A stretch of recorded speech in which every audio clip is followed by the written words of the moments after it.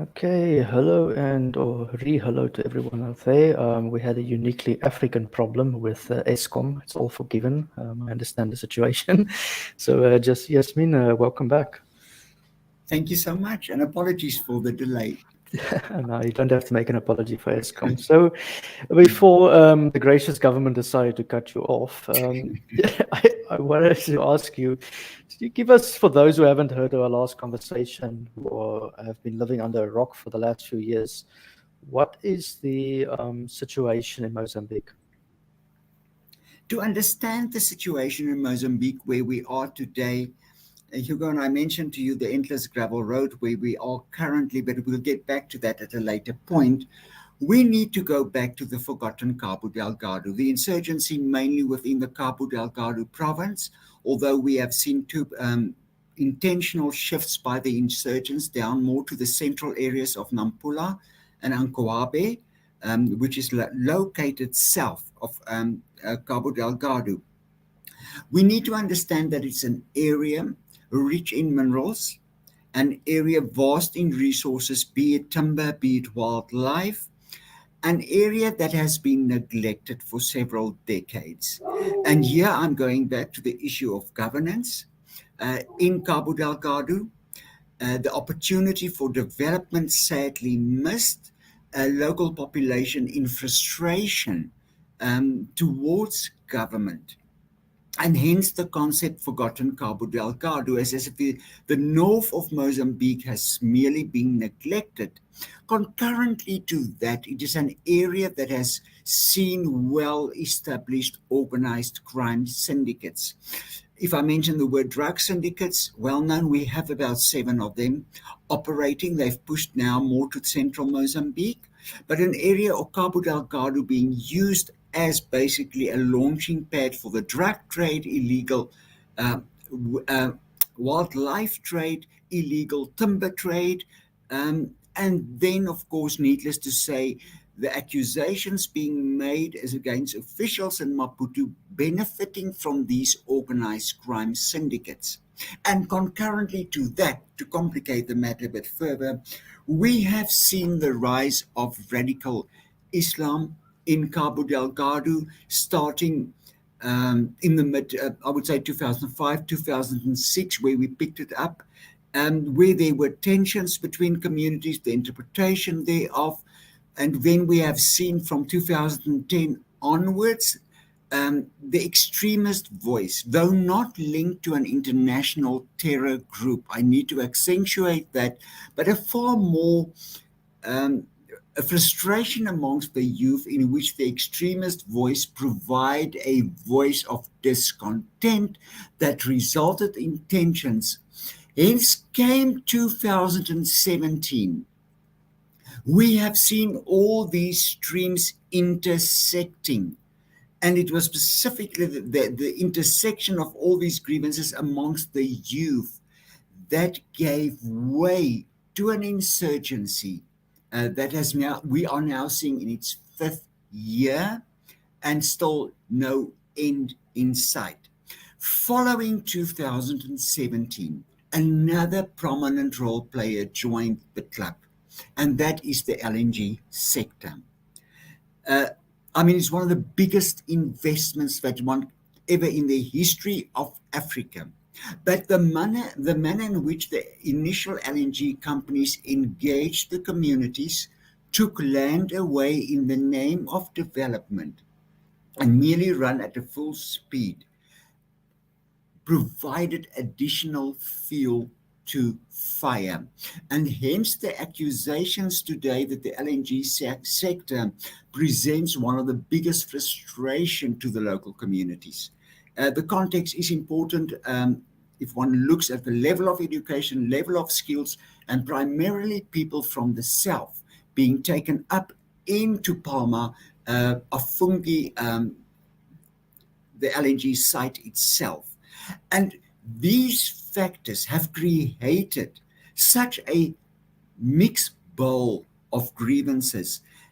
What has happened since then comes back to the age old problem of governance in relation to the insurgency.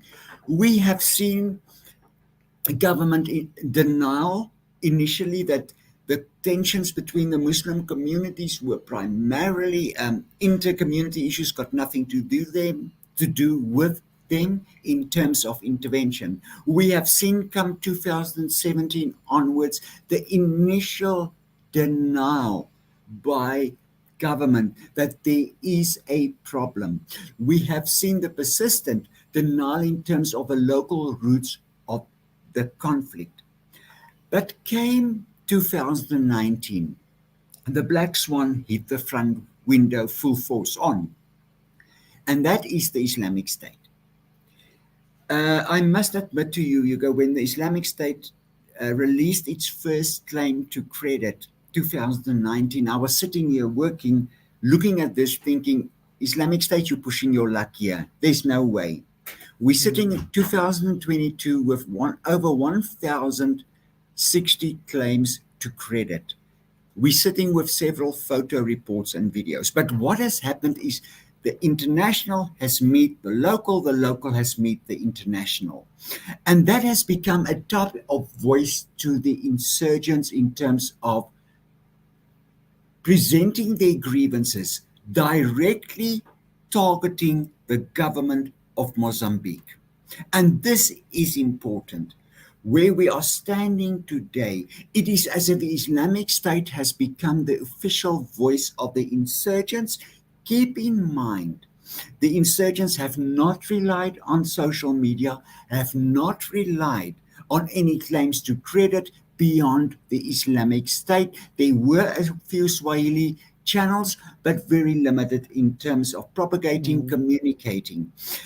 And because of the initial neglect of government and then jumping to terrorism as an external threat to the sovereignty of Mozambique, it is this persistent denial that has resulted and gave the insurgents a vacuum and freedom of movement, what we have seldom seen in Southern Africa.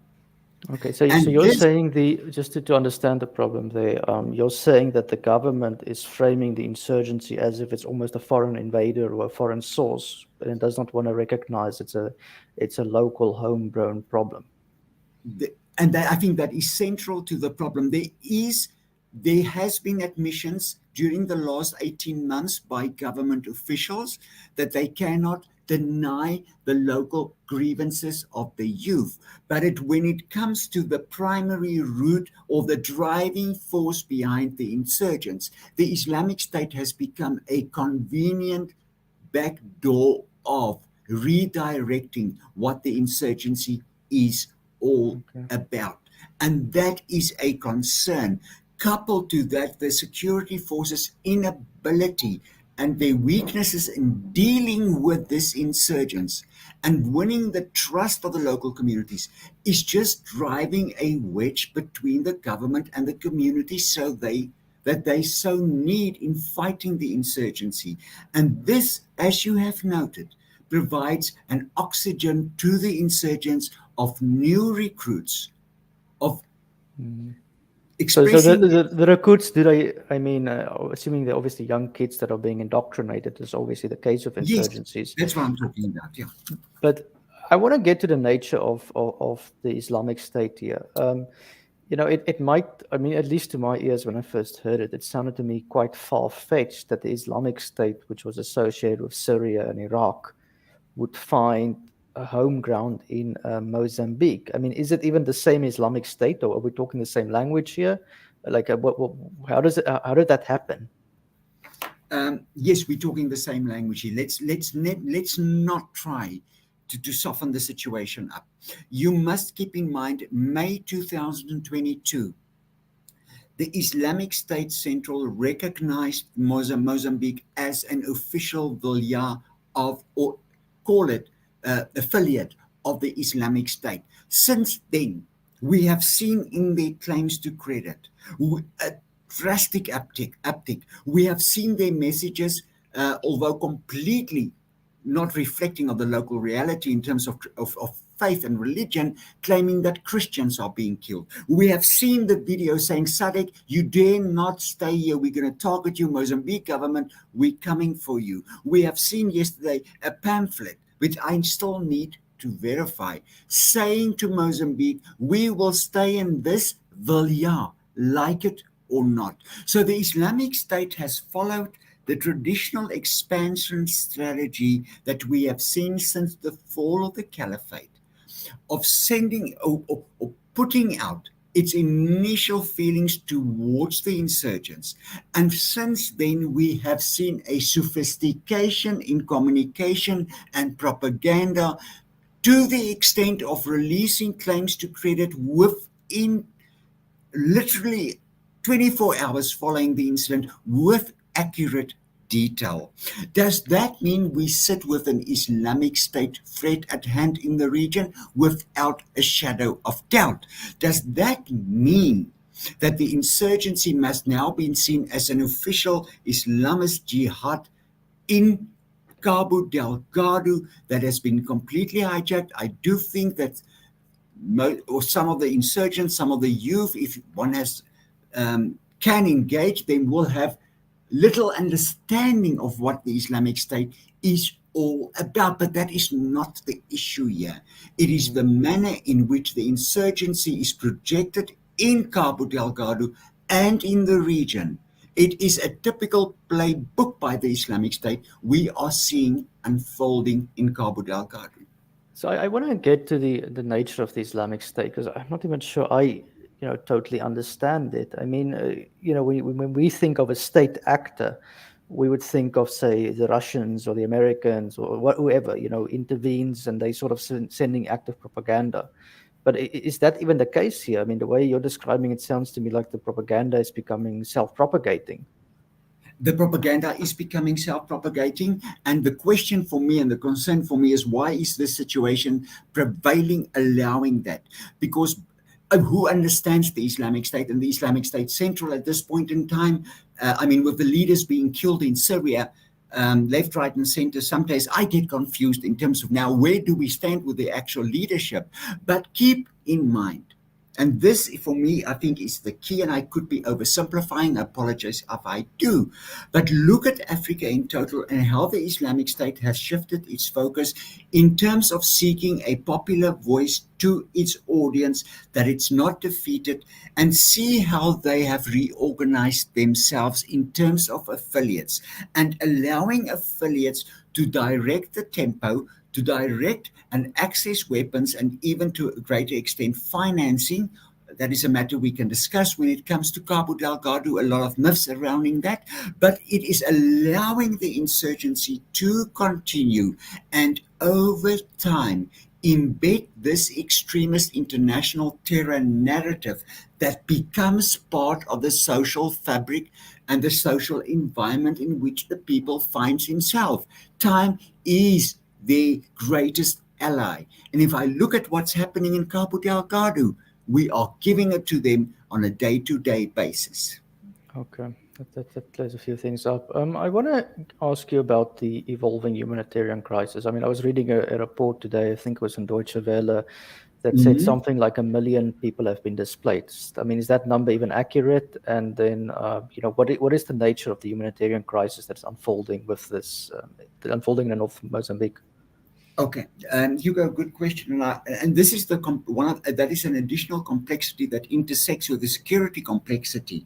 Since 2017, 2018, people have started fleeing because of the severe brutality, fleeing internally displaced people, meaning they stay in Mozambique, but they move outside of the conflict areas, moving into, for instance, Nampula as a safe haven. Pemba is actually like an IDP camp at this point in time, taking into consideration how many people has fled. So it was people leaving everything behind, fleeing to IDP camps. And therein stepped the next problem. It's just to answer your question. Yes, the number is a fair. I think an accurate number will never be possible, but overall speaking, after 5 years, it's a true reflection. In IDP camps, there were certain spin-offs, tensions between the local communities and from the communities in Cabo Delgado was a matter that slowly but surely presented itself. And please, I'm not taking away the goodwill of those that have taken in IDPs. It needs to be acknowledged. But these tensions, then, secondly, complete reliance on humanitarian organizations for food aid, for medical aid, for psychological services, for education, you name it, humanitarian organizations. And then comes in the next problem, and that is the government officials, those responsible for food distribution, medical care distribution, and the accusations against officials of being involved in bribes, taking bribes, or favoritism towards certain people. And hence we have seen this humanitarian situation of people fleeing one area, being destitute, finding themselves in a foreign environment where actually they were confronted with additional problems. And hence, if you look at interviews with those that have fled, their need for returning to their land is becoming stronger and stronger, and there has been some people being returned to Mozambique de Praia. There were recently reports on this, but the dependence on the humanitarian organizations in supporting those people that have fled, those people that are still in IDP camps, remains a constant concern. Government is simply overwhelmed by numbers. Hence, we see frequent calls from the UN Food Program that they're running out of funds. It is the biggest humanitarian crisis we have seen in the history of Southern Africa. They're running out of food, just to clarify that? What the UN Food Program has clearly said in their latest statement, and I think there was also Doctors Without Borders, but from a medical perspective, that if money is not urgently required, there will simply not be enough finances to sponsor the food program in Cabo Delgado. Remember, in Cabo Delgado, normal agricultural activity, as we have known it for years, have come to a standstill. Nothing is produced, and that means there is no food production. Fishing, central to the people of Cabo Delgado. Whenever they go fishing, some get killed. The presence of fear of being attacked by insurgents still present. Fishing industry has gone down. The trade between Tanzania and Mozambique on the border areas basically come to a standstill, with Tanzania not wanting to allow the produce being taken into the border areas because of the fear of infiltration and spreading the insurgency. It is a domino effect of humanitarian disaster, and it's being underplayed in the region, and I simply fail to understand how people can miss this crucial aspect to what the future of Cabo Delgado should hold. Okay, so you're describing me a crisis that can easily spread beyond the borders of Mozambique, and I think last time we spoke, there was signs of it spreading to the south of, I think, Tanzania at the time. I want to ask you on the role of the regional players. You touched a little bit about it. Last year when we spoke, Portugal was sending an army there. There was talks of the UN doing something. South Africa was getting involved. This week I was reading something about Rwanda being involved there and Tanzania. I mean, what's happening with these foreign players? What exactly are they doing? Okay. Let's start with Rwanda's deployment, which was the first official foreign troop deployment around Mozambique de Praia and Palma. Again, the Afungi Duat, or the LNG site, which is central to the Rwanda deployment. And interestingly enough, that is where Total Energies, we're still awaiting their return. Mm-hmm. But Rwanda has, at this point in time, easily close to 2,000 troops, indeed, if not more, in this specific area. We have seen SADC, the regional institution that has deployed the SAMIM forces, Southern African mission in Mozambique. We're talking Angola, Botswana, DRC, Lesotho, Malawi, South Africa, which is the main contributor with about 1,600 soldiers, Tanzania, and Zambia. all as part of the summum force. Concurrently to this, and I think you do understand now the problem of coordination and effective utilization of these forces. We are sitting with international role players, US Green Berets giving training, Portugal giving training, France giving training. We sit with the US and their official training mission at this point in time, training Mozambican soldiers. Sadly, just to round it up, in Cabo Delgado, we are looking at 4 to 5,000 foreign soldiers now deployed to counter the insurgency. And yet we have seen, yes, there has been a decline in attacks, but yet the insurgents have split up in smaller groups and they still manage to execute these attacks. But to come back to this, and then we sit with the Mozambican security forces, needless to say, there are some serious problems at play here. I don't want to go into the military operational limiting factors, but there's a problem with intelligence coordination. There's a problem with trust between Summum and Rwanda. There's a problem with trust within the Summum forces. There's a general problem with trust in the Mozambican security forces, standing accused, nothing new, I mentioned it in the last podcast, of information leaks, of weapons being sold, of uniforms being sold to the insurgents. So you sit with all these forces in silo, and the inability to bring it together in a uniform way remains a constant challenge for government. When there is, for instance, if there's a problem in Makumia, if there's a problem in Nangadi, we're going way up north now. Rwanda gets pushed in to clear the area. They pull out, and immediately we see a resurfacing of incidents.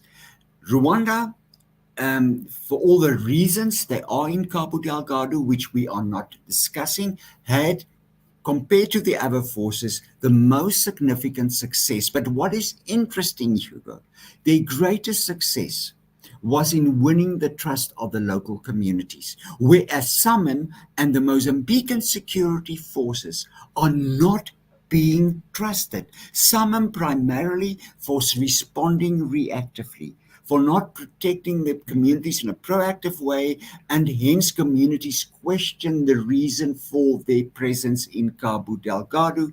The Mozambican security force has its own legacy in Cabo Delgado, the cultural differences, the ethnic differences, and the problem of soldiers questioning the reason for their presence in Cabo Delgado.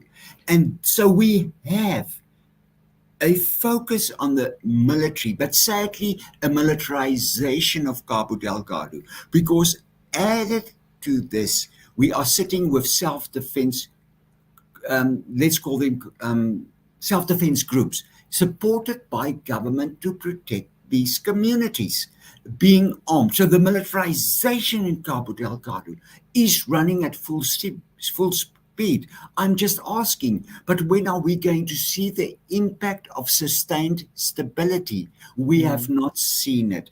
And herein we are stuck with the old issue of the Iraqification of an area without immediate and direct implications for the communities. Okay, so I want to sort of get there. You say the Rwandans had some success, and that's because they tried to win over the trust of the local communities. I mean, and you say the Mozambican government, and the great irony, does not have the trust of their own communities, and that's got a long history. There was a civil war years ago. I mean, all of these things play into that. But wouldn't part of the solution then be to try and recruit these young and desperate young men into the security forces to control their own areas? Let me just come up with the complexity. Yes, conflict sensitivities needs to be addressed. I agree with you. But if you are a young man from Cabo Delgado and you start showing that you know something about the insurgency, that you might have some information on insurgent movements, your immediate response from the security forces is that you are being suspected of being an insurgent and being arrested, and it's not a five-star hotel treatment when those arrests took place. Then we get the videos, but now and then being media, and people are seeing it in Mozambique, on how the security forces treat those being suspected of being insurgents. So the level of trust of the youth, and there will be, of course, there will be, and it will be ideally speaking perfect. But I do think that the drive between the communities and the government has been lingering and has been present for so long that it cannot provide an instant solution to what we are seeing now playing out in Cabo Delgado.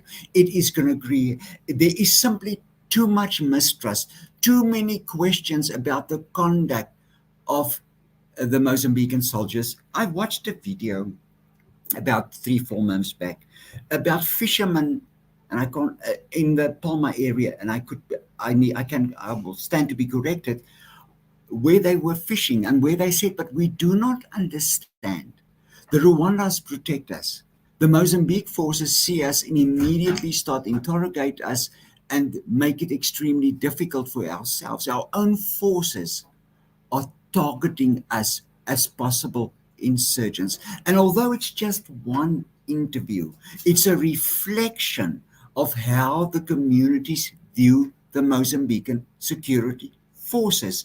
And hence, any plan to diversify a presence amongst the youth will require a process of fostering trust and enabling trust of cooperation without reluctance. And how do we hold these forces accountable? That is my question. The more people are involved, the more weapons are being distributed. How can we account for what is being done on a day-to-day basis in the name of, inverted commas, peace and stability, where it can easily only add to what we are seeing in this area? Okay, so I want to sort of just hammer on that again. I mean, you're saying the Mozambican forces are being distrusted. And you spoke a little bit to the, I suppose you can call it interrogation techniques, if not torture, that they're using against the local population. Can you maybe, do you have any information on how Mozambique is treating these, young men who are alleged to be insurgents or being questioned in the area?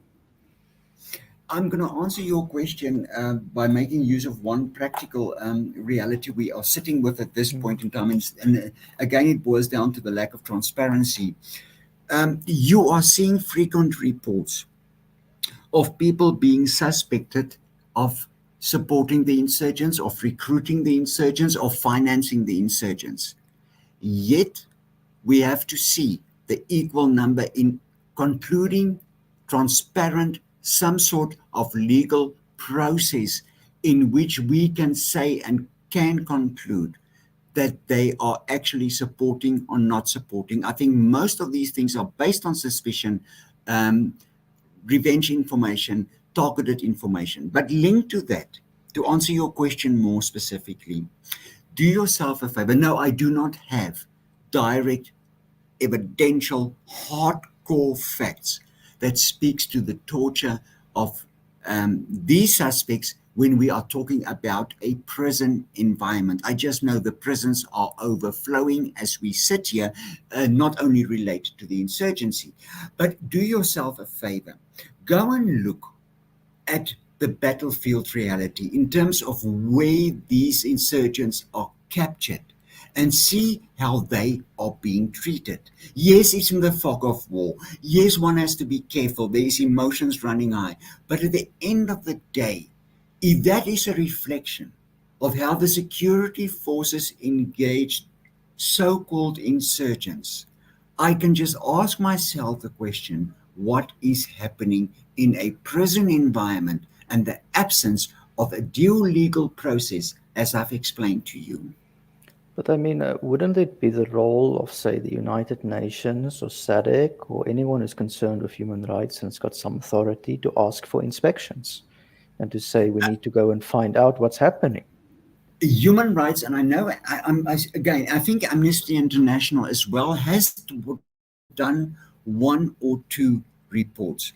The problem is the following, and this is why there are so many questions surrounding this insurgency lingering, is the access of these institutions and journalists to Cabo Delgado to the prisons, IDP camps, relatively easy. That still can be done through the right channels.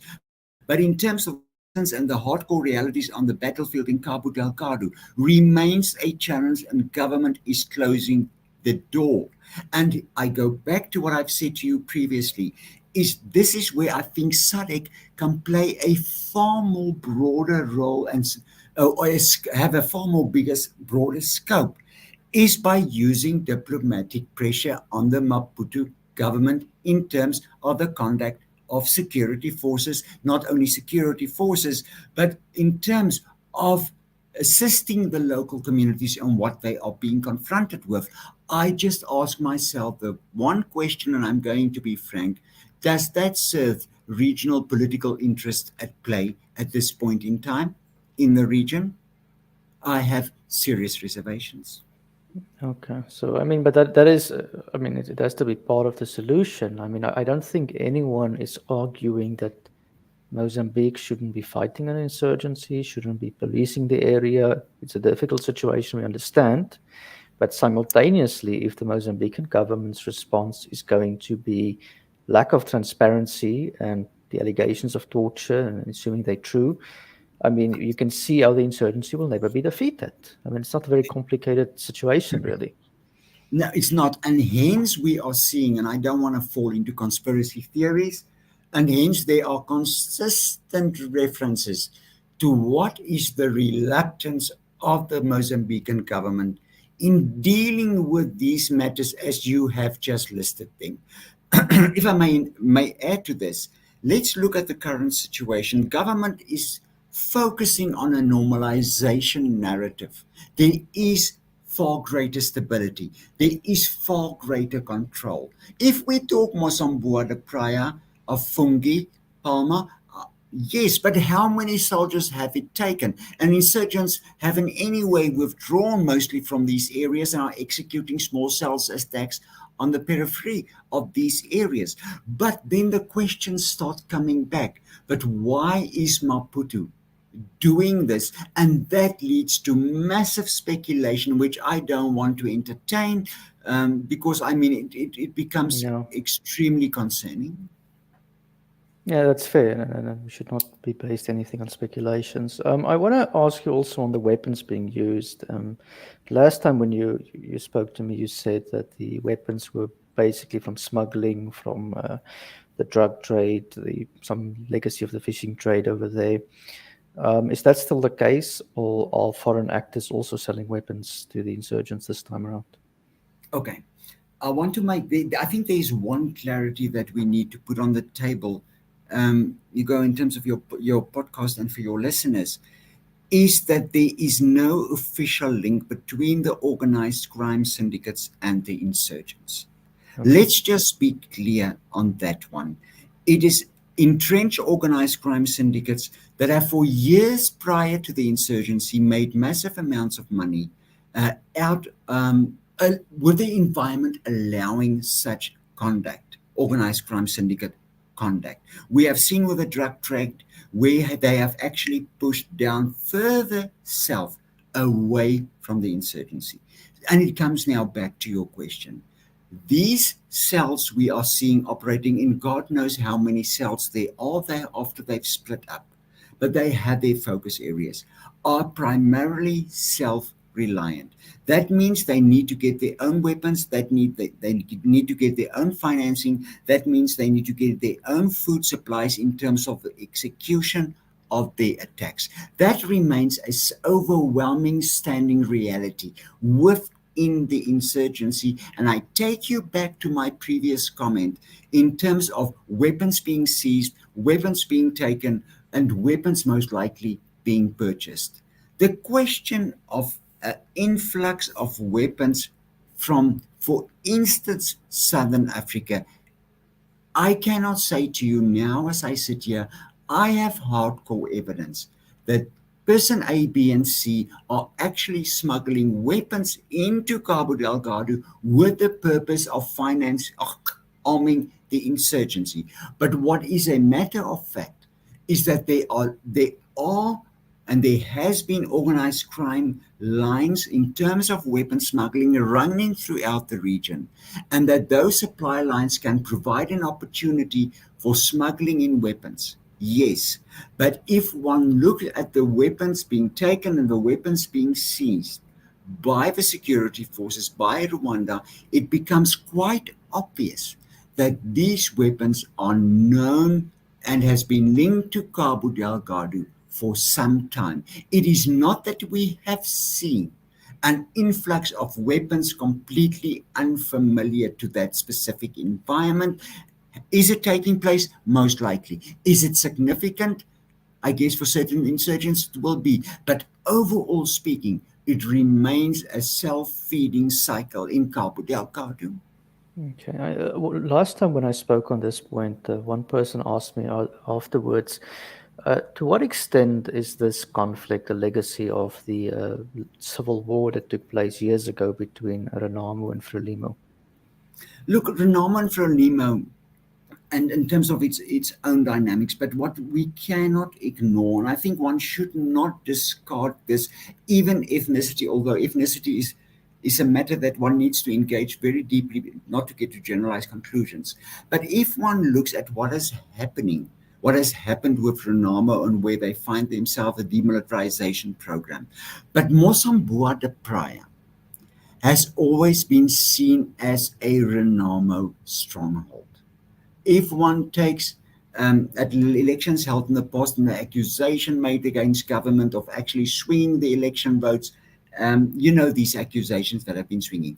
The impact or the direct correlation between Renamo and Frelimo contest and the insurgency is not that significant or that overwhelming that it needs to be seen as a marker within the insurgency.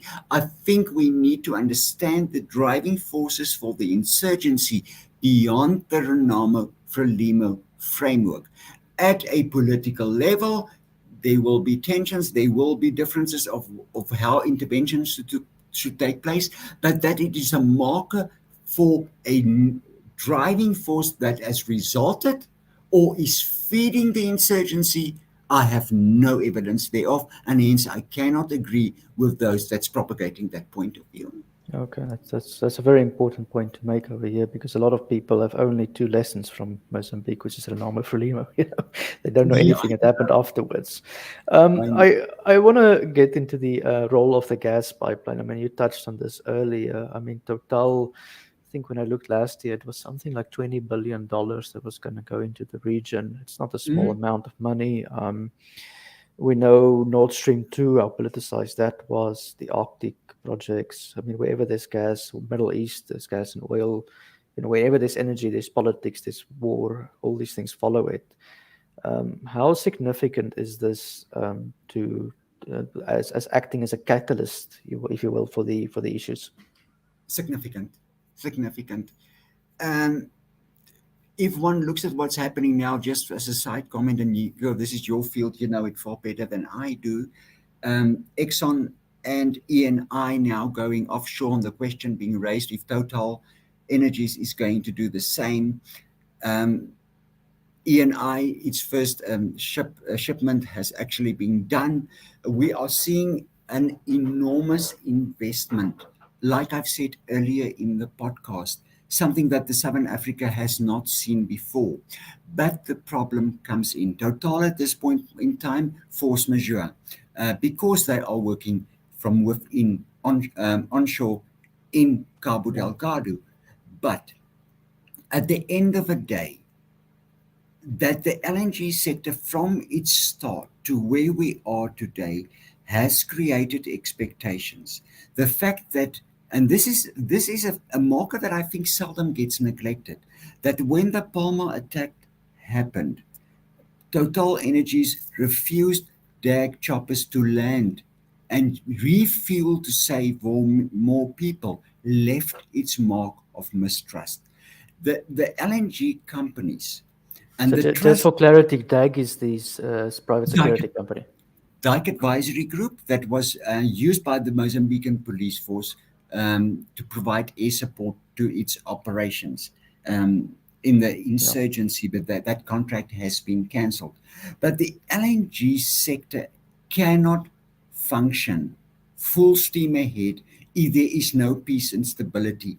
And what we are seeing now, and it's something again, Hugo, that you and I have discussed, is the security corridor mentality that is taking place.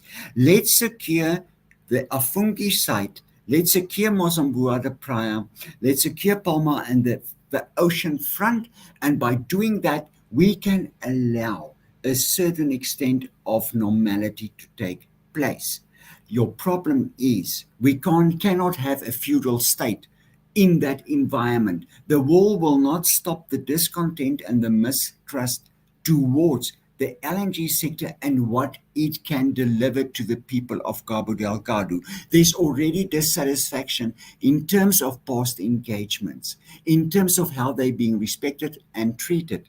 And this is becoming a serious catalyst in how the people are viewing the insurgency, not only the insurgency, but the LNG sector as actually fueling by their behavior the insurgency in itself. What is clear, Total Energy saying we want peace and stability in Cabo Delgado. Yeah, well, what exactly do you mean by that? And then secondly, is this the reason that we have the Rwanda deployment in full force around these areas merely to protect the LNG sites? There's already this discord between the LNG sites and the rest of Cabo Delgado that is taking place as we are talking, and the people are being left out, and the dissatisfaction give way to the insurgents of a free recruiting area. So just to understand that the local population is seeing this as the LNG or the arrival of this, whether they're right or wrong, as a form of exploitation because they're not in on the Yes, deal. and I get nothing. And again, and you see what's happening now, Hugo, because government is pushing this normalization and taking people back to Mozambique the prior and propagating that as a sign of the final frontier has been overcome, the mistrust with government increases simultaneously. And this just aggravates this intersection of so many streams feeding into the discontent. Hence, I say to you, we are caught up in an endless gravel road. Okay, so I mean, but to what extent? I mean, the LNG sector would argue, and I mean, I'm not Mm. always convinced of their argument, but they will argue, look, it cannot just be our responsibility. We Mm. are prepared to invest in the area, etc. But ultimately, the level of development, the social economic development, is a function of the political situation in Mozambique. It's the responsibility of the Mozambican government, Mm. right? They get the taxes, they must reinvest it into the area. Isn't that also a point that needs to be raised? Look, it's a fair point. I mean, there's a document that the LNG companies and international companies sign in terms of adhering the 14 principles. I can't recall the title of the document now for all the money in the world. But anyway, yes, on paper it sounds great. On paper, it is the government's responsibility. Yet at the same time, there's a historical context, and that historical context runs up until where we sit today, where even the plans for the reconstruction of Cabo Delgado remains questioned in terms of its overwhelming focus on certain areas and the actual intent of government and the actual beneficiaries sitting in Maputo. My question to the LNG companies is fair point. But in terms of the situation in Cabo Delgado, the paper framework is not going to work because there is simply no capacity, there is no capability in terms of executing what is expected of government, and the government is simply not being trusted. How are we going to overcome this bridge we are faced with? And I think herein it's interesting to look at Total Energies already talking about a broader intervention in Cabo Delgado in terms of addressing some of these needs. I think there should be a far greater coherence, bottom up, from the community level to the LNG sites, to government in terms of framing and identifying what needs to be done to address these deep layered grievances directed. For an LNG company that's making, and I mean, you would know better than I, it's a massive investment we are talking about. Mm. And gas now is a priority issue across the world. Don't exploit it, use it in terms of the image and the benefit you are showing to the people. Building a tarred road, for instance, is not going to do much to win the trust of the people. It's the day to day life that needs to be focused on. Yes, it remains a government responsibility, but the LNG side cannot step back blindly and say it's got nothing to do with us. It's got Mm. everything to do with them in terms of a sustained economic investment. Yeah, I mean, look, the situation is of such a nature at this point that when I talk to people who are involved in these projects, some senior, Mhm. some junior, they would say they don't know if they should stay in Mozambique because of the situation, because the argument that's being thrown, we've put so much money in already. Is it too big to fail, or do we cut our losses? Either way. And so there needs to be, and I think this is the lack of, this is what you spoke to very early with the military situation. The response is not just militarily, it has to be military and social economic. It has to be It, integrated, and there's just no coordination at this stage. There's no master plan, if you will. there is no, you have said it, there is no coordination. I always make use of a very simple example, and bear with me. It's the beehive strategy, where you have 80,000 bees, but each one knows what they are doing within that beehive. In Cabo Delgado, we have a vast array of role plays, humanitarian organizations, foreign forces. Then we have de-radicalization programs and who knows what else.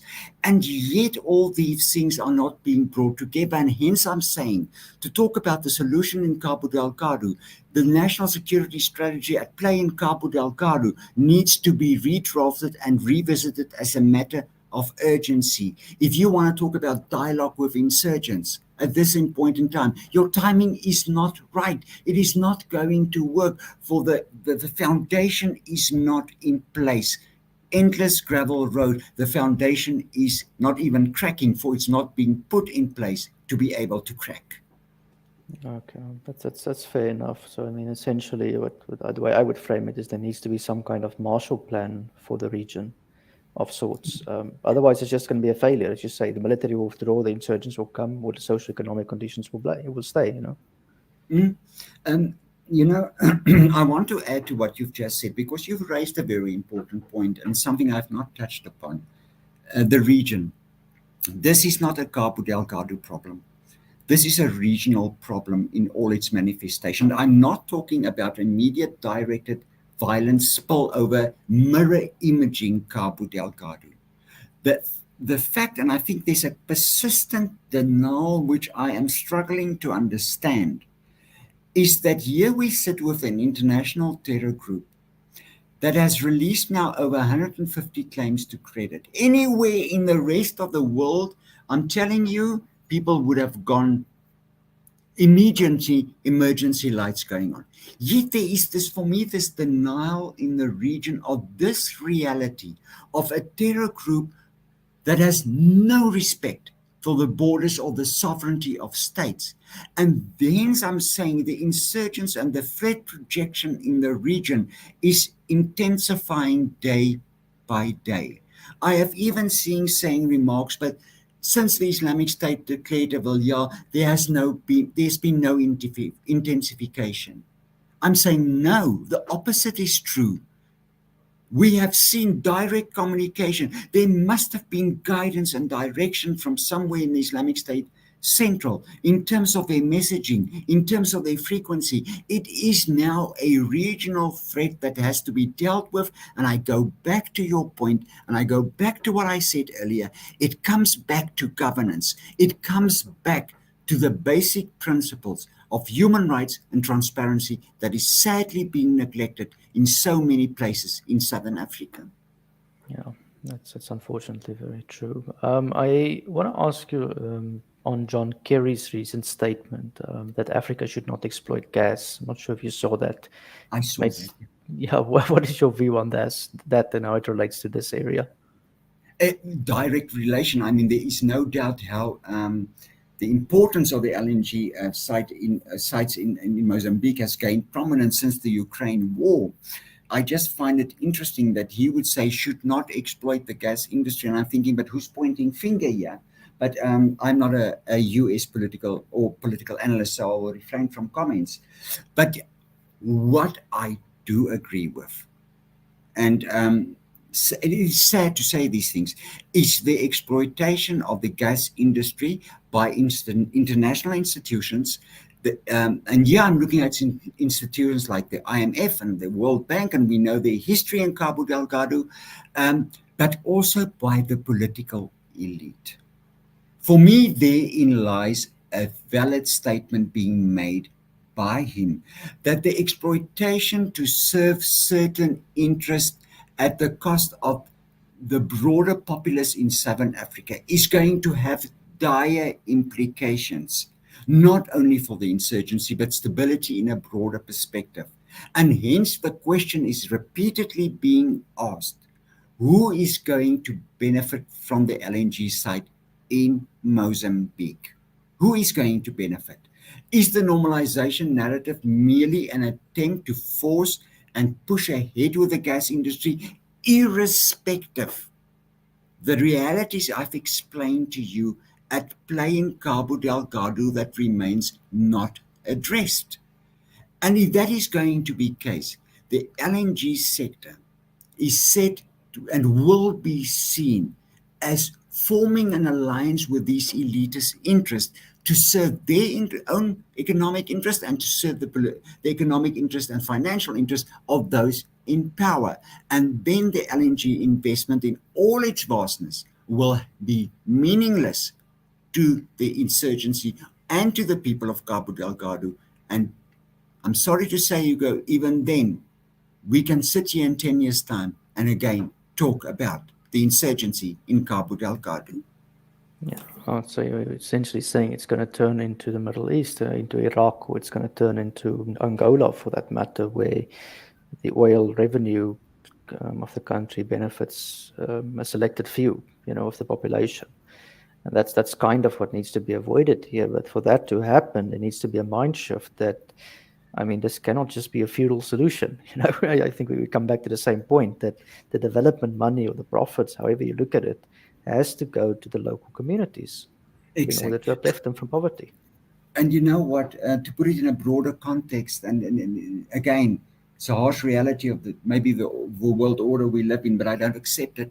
If one looks at Angola, if one looks at Nigeria, if we go into the Middle East, in terms of those benefiting from the oil industry, and I'm not a Middle Eastern expert not at all, I'm claiming that, but if one already see what has happened in the past, what is it going to take to make a change and shift in Mozambique that will be different to those areas? Sadly, I'm not seeing those indicators at play. I'm seeing a full force ahead at all costs because of the international environment and the Ukraine war playing out at this point in time. Yeah, that's fair. I want to ask you. I mean, we sort of touched this again, but you almost answered the question I wanted to ask now. But are we repeating America's mistakes in the Middle East? Yes, we are. And I don't want to oversimplify. I mean, you cannot compare the Middle East in terms of its dynamics, in terms of the root causes, but I think the response to what is at play in Cabo Delgado, the Iraqification, and we've warned about this since 2020, over and over again, has simply run full force ahead. Do not show me a soldier with a sniper gun. It does not impress me. Show me the impact it has on the life of the communities and the trust. It is not happening. We are seeing a militarization in that area with regional implications, even to the extent of organized crime that is already at play. I want to answer your question differently. Are we seeing similar problems? Yes, we are seeing it, and it is intensifying, it is picking up. And although there is this admission that a broader strategy is required. There's a reluctance from government to view this in its full regional and full international context. There's a reluctance to admit, and I must be careful. I'm not a political analyst, but Hugo, sometimes I think there is such ideological stagnation amongst the political elite that they are blinded by this to realize that there's a solution that can be achieved. But then the question starts arising, and do we blame people asking those questions? But what is it in for you that you do not want to address these serious issues at play? It is a way of life that needs to be restructured in Cabo Delgado that we no longer can ignore. And sad to say, if you ask me, but can we have a quick U-turn and turn around in terms of what we have seen in Iraq? I think it's too late. It's already running at a full scale. We're not going to change and this ship overnight, the direction of this ship. Well, that's quite concerning. I've got another question here on the role of the private security companies. I saw something about, I think it was Wagner Group the other day, and we talked about DAG. Who is involved and what are they doing, and are they making the situation better or worse? Okay, if we are talking about Dyke Advisory Group, under Lionel Dyke, and we talk about Wagner, let's just be clear about those two. The contract has been cancelled. They're no more longer involved in Cabo Delgado, providing aerial support. Wagner came in briefly. It didn't go too well with them, and they have withdrawn from the battlefield. They're not actively involved in fighting the insurgents. In terms of private security companies, when we talk about the private security industry, we have to make a distinction, I think, between various actors at play, one being your physical security companies that provide security, for instance, in Mozambique, Praia, where there is the construction villages of the workers of these sites and where they are protected.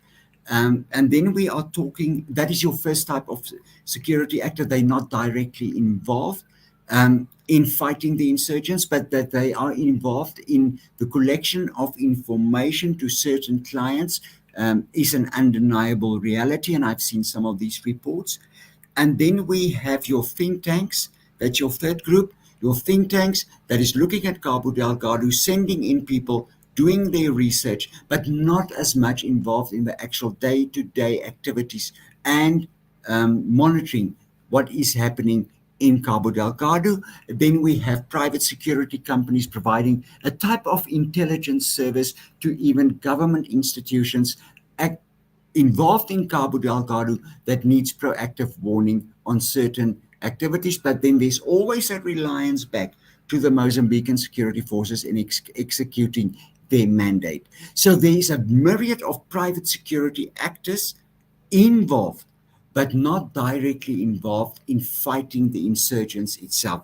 I have not in the let me not say 5 years, let's say last 2 to 3 years, I have to go back to my records, have seen any information showing that there's actual private physical security or physical security guards or physical security companies involved on the battlefield encountering the insurgents.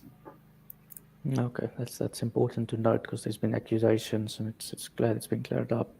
I've got a last question here on the spread of extremist narratives. As we say, propaganda is about spreading narratives primarily. How would one go to counter, spreading them and to try and contain the ideology? And I guess we can speak to how it's spread on social media as well.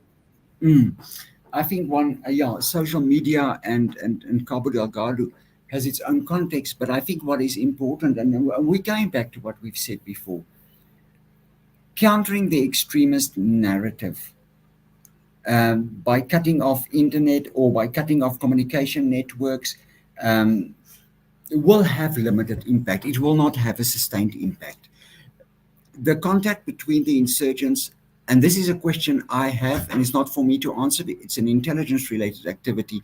If communication is taking place from Cabo Delgado back to the Islamic State Central, back to Somalia or wherever they communicate to, how is it that one cannot, one way or the other, counter that level of communication taking place so quickly and so accurately? There is, for me, I don't think sustained interruptions of these communications, but I think there are surely there should be intelligence that will enable to limit the level of interaction taking place. But we're talking now about communication between those that's involved in the insurgents and those that receive the information for their benefit. But to fight an extremist ideology, to beat an extremist ideology over and over again is strengthening the insurgents. It is not going to work in terms of thinking that there will be a final battle in Cabo Delgado. There will be this battle of all enormous where all the insurgents will be killed and government can declare that we are now victorious. That is not going to happen in any insurgency. You and I know it. The big thing here goes back. What feeds the people to try or to venture into extremism and allowing that narrative a home in Cabo Delgado, that door is simply too wide open. That door is simply too open ended to be able to manage. What can be done? We go back to the issue of the root causes, a generational strategy that will go way beyond past political leaderships in addressing these needs. The alternative to this extremist narrative is not that difficult to define. It is the ability of a credibility of governance that is executing whatever they're doing in a manner of what is being trusted. For as long as that gap is existent in Cabo Delgado, the extremist narrative will persist, will grow, and will expand. Why? What other voice does these communities have in stating and expressing themselves in terms of their grievances? I'm not seeking justification. It is just a harsh reality. If people return from IDP camps, actually fleeing these IDP camps, what level of trust are you going to rely on to present an alternative to the youth in Cabo Delgado? It is absent. For me, interrupting the level of communication and the level of propaganda is but the band-aid. Addressing what's under the band-aid is where the focus should remain at all costs. What is happening now in Cabo Delgado plays right into the hands of the Islamic State and feeds the extremist narrative. Okay, that's fair enough. But I just want to get to that point that you're saying that look, there is communication between wherever the Islamic State's headquarters is, whether it's in the Middle East, whether it's Somalia, etc. I mean, if the Canadian government can switch off somebody's bank account for sending an SMS or a message or supporting a protest, then surely they can block the communication of these guys. It shouldn't be that complicated. No, that for me is a matter. I'm going to be honest with you. I wish I could tell your listeners this is happening. Why is something not being done? I cannot answer that question. The most recent UN report has even referred to Somalia as being one of the contact points for the insurgents. But then, here we are 5 years down the insurgency, and not one of the prominent leaders have been apprehended or killed. How is that possible? Where is the intelligence? I cannot help but to ask myself, what truly is the quality of intelligence at play driving the counterinsurgency strategy which we all want in Cabo Delgado? I think there are some serious gaps at play, and we should not underestimate the impact it has in favor of the insurgents. Okay, that's an important point over here. So you're saying basically, but I think that also comes to a question of who takes responsibility. it's ultimately the Mozambican government. They probably don't have the intelligence capabilities to monitor these guys or to crack down on the insurgents. I'm sure the CIA or the FBI or any of these guys or even the Russians can probably trace it down very quickly. You can probably just ask them for What? help. Yeah,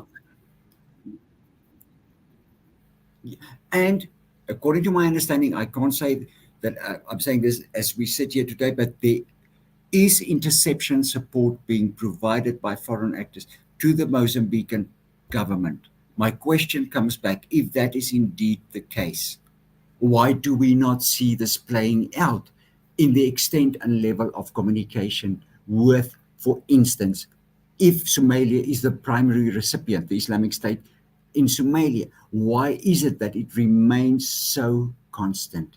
What is it that is preventing the execution then of this capacity on a daily basis in Cabo Delgado? Mm. Well, I would speculate it's lack of political will ultimately. Um, Jasmine, I'd like to just ask you if there's anything else you would like to tell the audience and where they can find you and where they can get accurate information on Mozambique. I think what is important, and first of all, thank you for the opportunity, and I hope I've provided some clarity, although there are still some serious questions to be answered. Um, they can find me on Twitter at Jasmine Chick. They can find me there. I'm also on LinkedIn. They can look under my name, Jasmine Opperman. I'm also available there, and I will contact and I will respond to the messages as they come through and as quickly as possible. But I think in terms of where we stand with Cabo Delgado, there's a lot of myths being propagated as actual facts. There's a lot of normalization narratives being propagated for very specific interests. There's a lot of what is being said in terms of the military deployment and the actual ability to contain.